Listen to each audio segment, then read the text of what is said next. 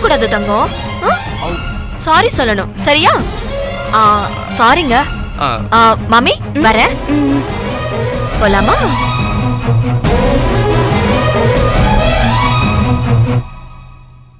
Sir, தப்பா நினைச்சுக்காதீங்க. நான் இதுக்கு முன்னாடி உங்களை எங்கேயோ பாத்திருக்கேன். என்ன நீங்க எங்கேயாவது பாத்திருக்கீங்களா? இல்லங்க, அப்படியெல்லாம் இல்ல. சரி.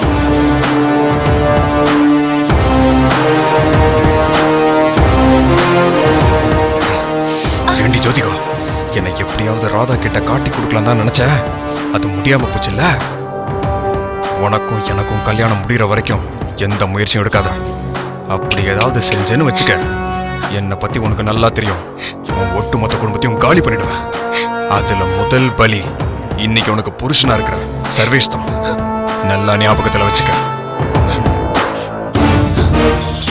இப்படி சொல்லி சொல்லியே என்ன பயமுறுத்துறானே. என் புருஷன், என் அக்கா, என் குடும்பத்துல இருக்கிறவங்க எல்லாரும் உயிரையும் காப்பாத்த இவனை கல்யாணம் பண்ணிக்கிறதா நடிக்க வேண்டியிருக்கு. கடவுளே, நீதான் இவன் கிட்ட இருந்து என்ன காப்பாத்தணும். ராதா, முத்து அந்த மோல்டரை கூட்டிட்டு வந்துட்டு இருக்கான். இந்த மோல்டரை உனக்கு தானே அடையாளம் தெரியும், அதனால தான் உன்னை இருக்க சொன்னேன். அந்த ஆளை எனக்கு நல்ல அடையாளம் தெரியும்க்கா.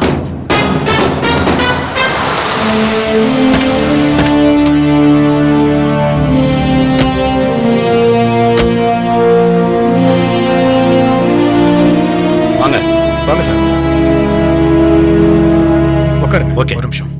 அக்கா, அக்கா, மோல்டர் வந்திருக்கான். அக்கா வணக்கம் மேடம். இவர் தான் அந்த மோல்டர். வணக்கம்மா. வணக்கம்.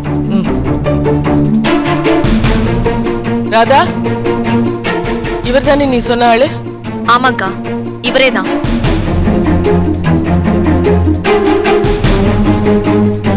இவனை உங்களுக்கு தெரியுமா?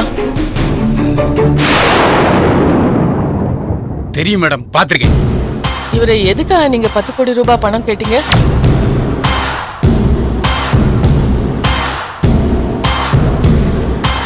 மேடம், யாராவது என் பேர்ல போலீஸ் கம்ப்ளைண்ட் கொடுத்துருக்காங்களா?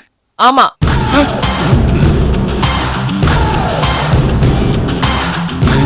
வசமா மாட்டிக்கிட்டோமோ? இவங்க தான் அந்த நந்தகுமாரோட வைஃப். சார், யார் இவங்க? உங்க ஒய்ஃபா? அழகா இருக்காங்க. வணக்கம்மா.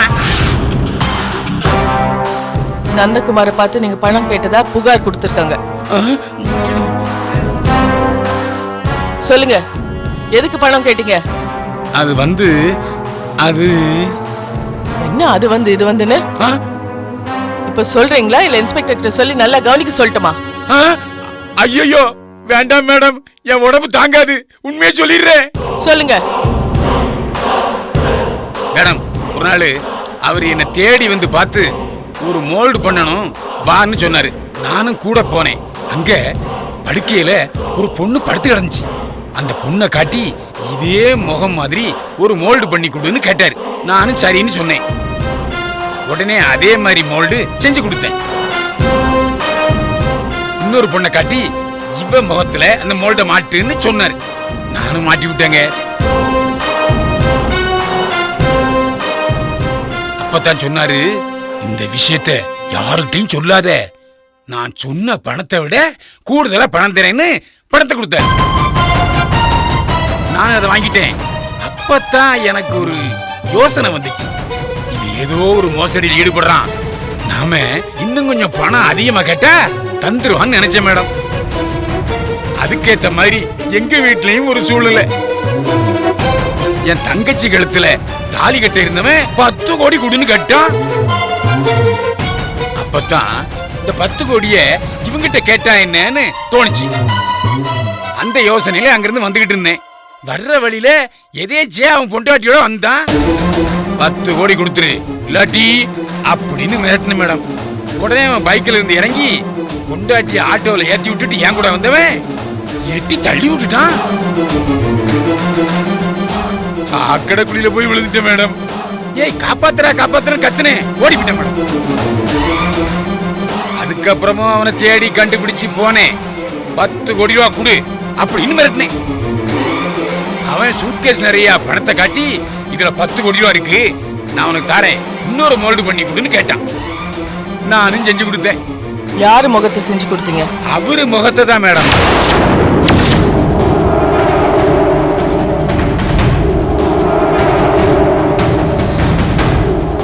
அவருதான் அவரு முகம் மாதிரியே மோல்டு வேணும்னு கேட்டாரு. அவர் முகத்தை அவரே செஞ்சு கொடுக்க சொன்னார? ஆமா மேடம். அதுக்கப்புறம் பணம் தர்றதுக்கு பதிலா நிறைய தண்ணியை ஊத்தி விட்டாரு. நானும் போதையில இருந்தேன்னா உப்பு தொட்டில தள்ளி விட்டு போயிட்டு இருக்காரு. அதுக்கப்புறம் நான் பழைய இடங்கள் எல்லாம் போய் தேடினேன். அவரை நான் எங்கெல்லாம் பார்த்தனோ அங்கெல்லாம் போனேன். ஆனா எங்கேயுமே கிடைக்கல. அவர் இடத்த மாத்திக்கிட்டாரு நினைக்கிறேன் மேடம்.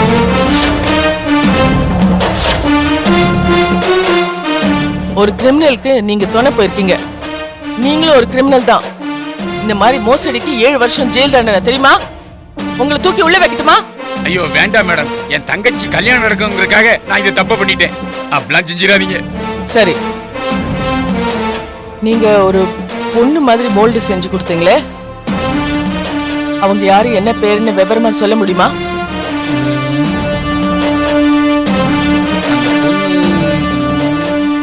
அந்த பொண்ணு யாருன்னு எனக்கு தெரியாது.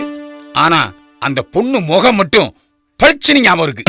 சரி, அந்த பொண்ணு மாதிரி இன்னொரு முகம் செஞ்சு கொண்டு வர சொன்னா முடியுமா? முடியுமே. ஆனா உடனே செய்ய முடியாது. 3 நாள் அவகாசம் எனக்கு வேணும். சரி, 3 நாள் டைம் கொடுக்குறேன். அதே மாதிரி செஞ்சு கொண்டு வாங்க. சரி மேடம், உத்தரவு வாங்கிக்கிறேன். Yes madam.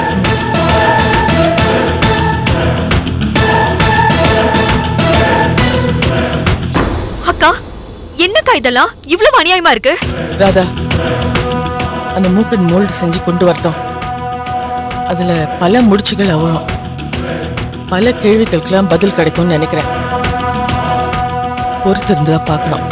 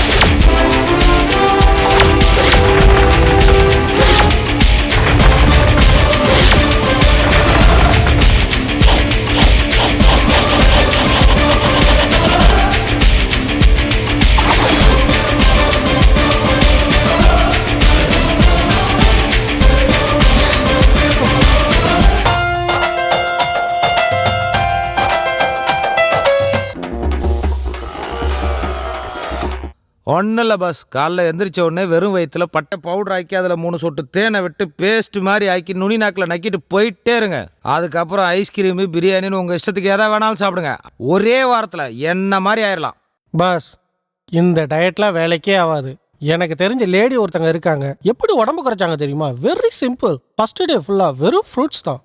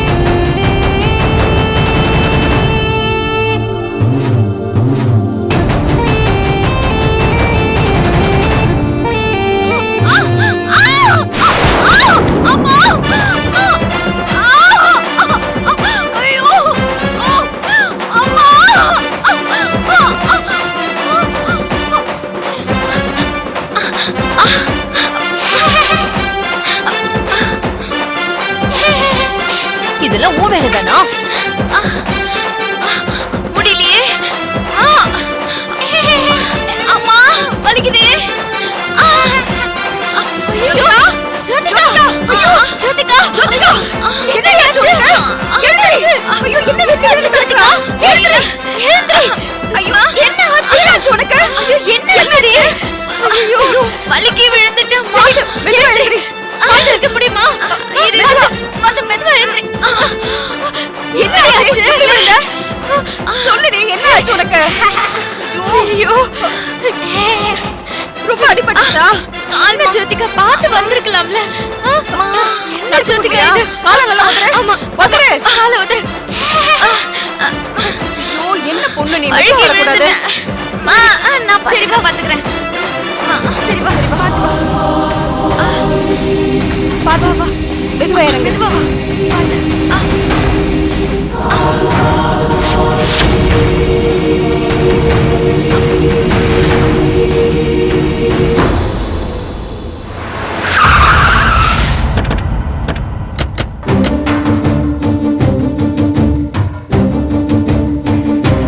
வணக்கம் மேடம். வணக்கம் மேடம். வணக்கம்மா. மேடம் நீங்க வர சொன்னதா சார் கூட்டிட்டு வந்தாரு. இறந்து போனது இந்த அம்மாவோட புருஷன். அவரோட டெட் பாடியை நீங்க வேற யாருக்கோ கொடுத்துருக்கீங்க. மேடம் அந்த பாடியை உரிமை கொண்டாடி யாரும் வரல மேடம். கடைசியா 2 பேர் வந்தாங்க. அவங்க 2 பேரும் இறந்து போனவரோட தம்பின்னு சொன்னாங்க. அதனாலதான் மேடம் நான் ஒப்படைச்சிட்டேன். அப்படி யார் வந்து கேட்டாலும் கொடுத்துருவீங்களா? மேடம் அவங்க தம்பிங்கிறதுக்கு ஐடி ப்ரூஃப்லாம் காட்டினாங்க மேடம். இந்த அம்மாவோட புருஷனுக்கு சொந்தம்னு சொல்லிக்க யாருமே இல்லைன்னு சொல்றாங்க. அது உங்களுக்கு தெரியுமா? சாரி மேடம், தப்பு நடந்து போச்சு மேடம். பொதுவாகவே இறந்தவங்களோட உடலை வாங்குறதுக்கு யாரும் போய் சொல்ல மாட்டாங்க. அதனால தான் மேடம் நம்பி ஒப்படைச்சிட்டேன். அவங்கள இதுக்கு முன்னாடி பார்த்துருக்கீங்களா? இல்லை மேடம், இதுக்கு முன்னாடி பார்த்ததே இல்லை. அவங்க வந்துட்டு போன வீடியோ சிசிடிவியில் பதிவாயிருக்கு. அந்த ஃபுட்டேஜ் இருக்கு, எடுத்துட்டு வந்திருக்கேன். நீங்க வேணா பாருங்க மேடம்.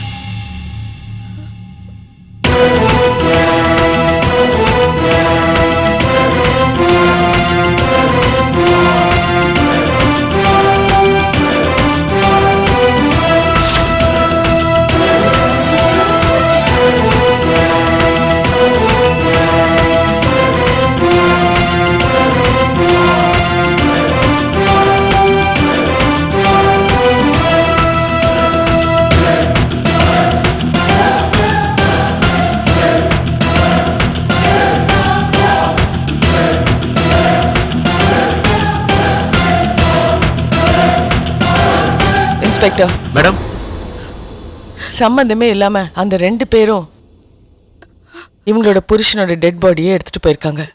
இதுல ஏதோ ஒரு தப்பு நடந்திருக்கு.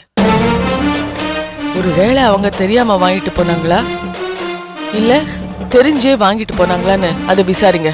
Okay madam. சிசிடிவில பதிவாயிருக்க அவங்க 2 பேரும் யாரு, அவங்க எங்க இருக்காங்கன்னு எனக்கு தெரிஞ்சானும். Okay madam. இதுல ஏதோ மர்மம் இருக்கா மாதிரி தெரியுது. சீக்கிரமா கண்டுபிடிங்க. Yes madam. நான் விசாரிக்க சொல்லியிருக்கேம்மா, கொஞ்சம் பொறுமையா இருங்க, கண்டுபிடிச்சிடுவோம். சரிங்கம்மா. வேற ஏதாவது தகவல் கிடைச்சா சொல்லணும். கண்டிப்பா சொல்றேன் மேடம். இன்ஸ்பெக்டர் மேடம் உங்க விசாரணை கொஞ்சம் வேகமா நடக்கட்டும். Okay madam. உடனே எனக்கு பதில் வேணும். Yes madam. சரி. போயிட்டு வரேன் வரேன் மேடம். வாங்க.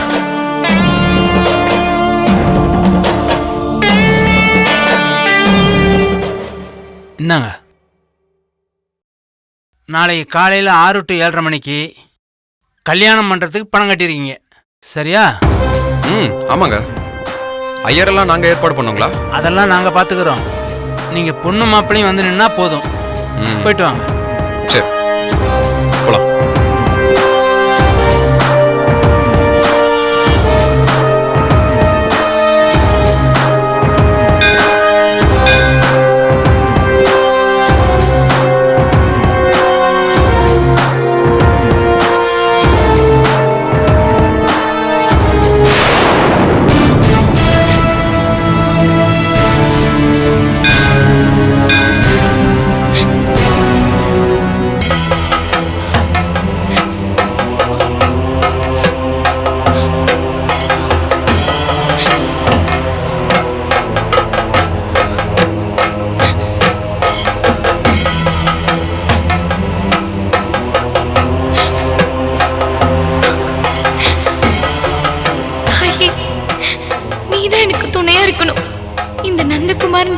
ராவணாசுரனை வதம் பண்ணிட்டு நல்லபடியா என் புருஷனோடையும் என் குடும்பத்தோடையும் சேரணும்.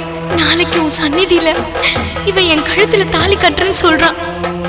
ஆனா அதுக்கு முன்னாடி நான் இவனை சூரசம்ஹாரம் மாதிரி நான் சம்ஹாரம் பண்ணணும் தாயே. அதுக்கு உன் அருள் வேணும் தாயே.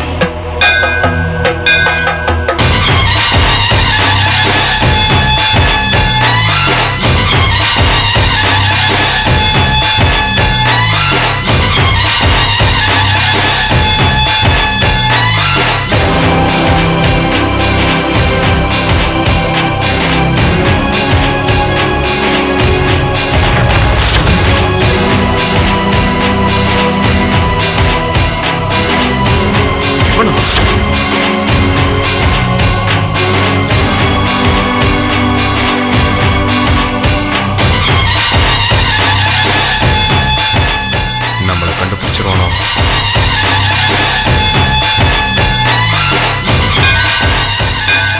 கடவுளே, என் மனைவி ஜோதிகாவுக்கு நல்ல புத்தியை கொடுத்து என் கூட சேர்ந்து வாழ வைத்தாயே.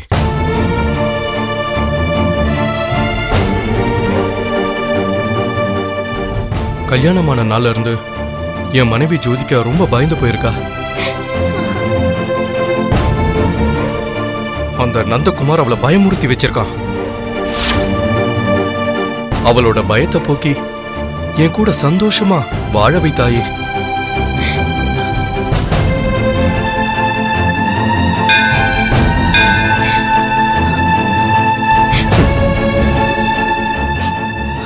என்னம்மா கண்ணு, புருஷனை பார்த்ததும் ஃபீலிங்ஸ் பொத்துக்கிட்டு வந்துருச்சா?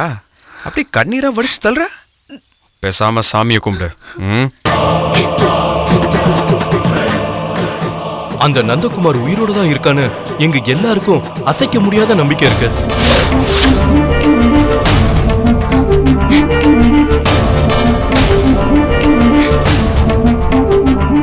ஜோதிகாவை அவன் கல்யாணம் பண்ணிக்க முடியாததுனால என் சகல மதன் மேல கோவப்பட்டு அவர் மேல அவன் கொலைப்பழிய போட்டிருக்கான்னு எங்க எல்லாருக்கும் ரொம்ப நல்லா தெரியும். நான் தான் செஞ்சு நம்பிட்டாங்களா? நிச்சயமா அந்த நந்தகுமார் செத்திருக்கவே மாட்டான். எங்கேயோ ஒளிஞ்சுக்கிட்டு இப்படி ஒரு நாடகத்தை நடத்திக்கிட்டு இருக்கான் தாயே. ரொம்ப புத்திசாலிங்களா இருக்காங்களே. அவனை எப்படியாவது என் கண்ணுல காட்டு தாயே. நான் அவனை கையும் களவுமா புடிச்சு போலீஸ் கிட்ட இழுத்துட்டு போய் எல்லா உண்மையும் நிரூபிக்கணும். அந்த நந்தகுமாரை பத்தி எனக்கு ஒரே ஒரு குழு கிடைச்சா போதும், அவனை நான் உண்டுலன்னு பண்ணிடுவேன்.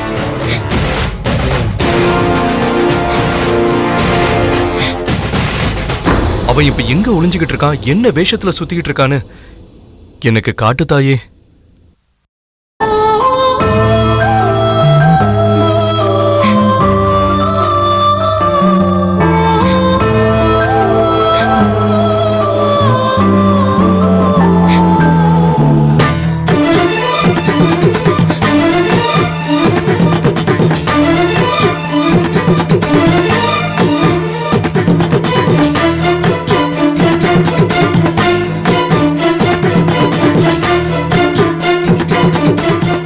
எலுமிச்சப்பழம். மாமி, மாமி உங்களதான். இந்த எலுமிச்சப்பழம் உங்களோடதா? இந்தாங்க வாங்கிக்கோங்க மாமி.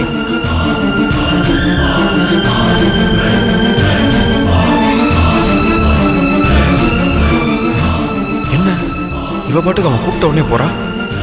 அவன்கிட்ட உண்மையை சொல்லிட்டா நான் மாட்டிக்குவேனே.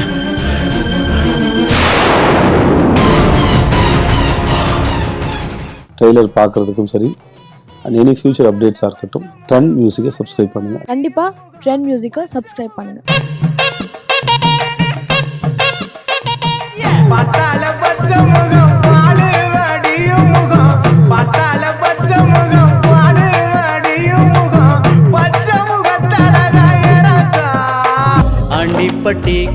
அவன் அழகாவா இருக்கு. அழகுங்கிறது நிறத்திலேயே உருவத்திலேயே கிடையாது, செய்யற செயல்ல இருக்கு.